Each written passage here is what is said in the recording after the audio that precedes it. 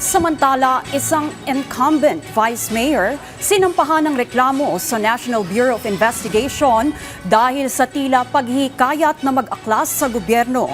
NBI, nilinaw naman na hindi maaaring abogado ang magsilbi ng arrest warrant sa kanyang kliyente. Si RR Tubises sa sentro ng balita.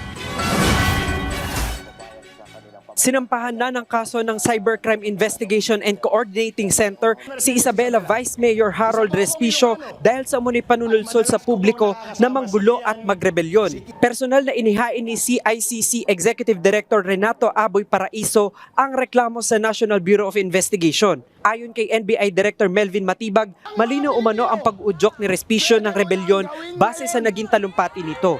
Sabi ni Atty. Respicio, ito ang tanong na seryoso. Kapag hindi na gumagana ang foundational principle ng ating konstitusyon ng demokrasya, ano ang sagot? Revolusyon. Tapos sabi ni Atty. Respicio, revolusyon. Atty. Respicio, baliwalain natin ang konstitusyon, di ba? Atty. Respicio, so willing ba kayong magrevolusyon? Sumagot yung audience, oh, wow, willing ba kayong mamatay? Oh.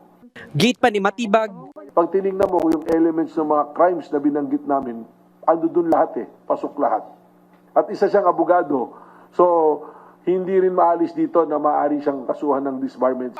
ayon naman kay Paraiso, pinag-aaralan na rin ng CICC ang iba pang mga Facebook post ni Respicio. Kabilang sa reklamo ang inciting to sedition, rebellion, unlawful use of means of publication at unlawful utterances. Mag-i-issue din ng subpoena ang NBI laban kay Respicio. After that, we will make a recommendation and eventually, kung ano yung findings, we'll file a complaint to the Department of Justice. Nilinaw din ni Matibag na maaari namang magpahayag ng political preference ang sinumang individual, pero hindi dapat hikayatin ang publiko na mag-aklas o humawak ng armas laban sa pamahalaan. Okay lang naman you promote your political preference, but you don't encourage people to raise arms against the government. Hindi naman tama yon.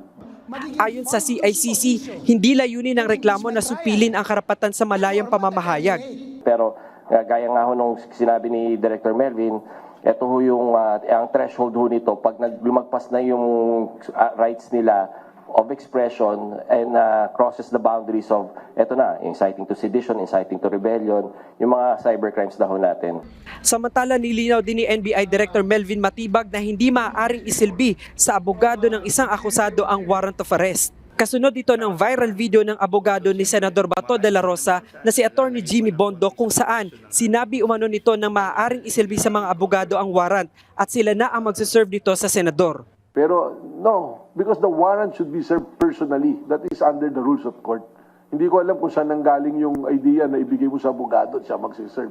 Baka nagkaroon lang ng mix-up no, na yung subpoena, yung summons sa warrant. Paliwanag ni Matibag, iba ang warrant of arrest sa subpoena o summons. Dahil sa ilalim ng rules of court, dapat personal itong matanggap ng taong inaaresto.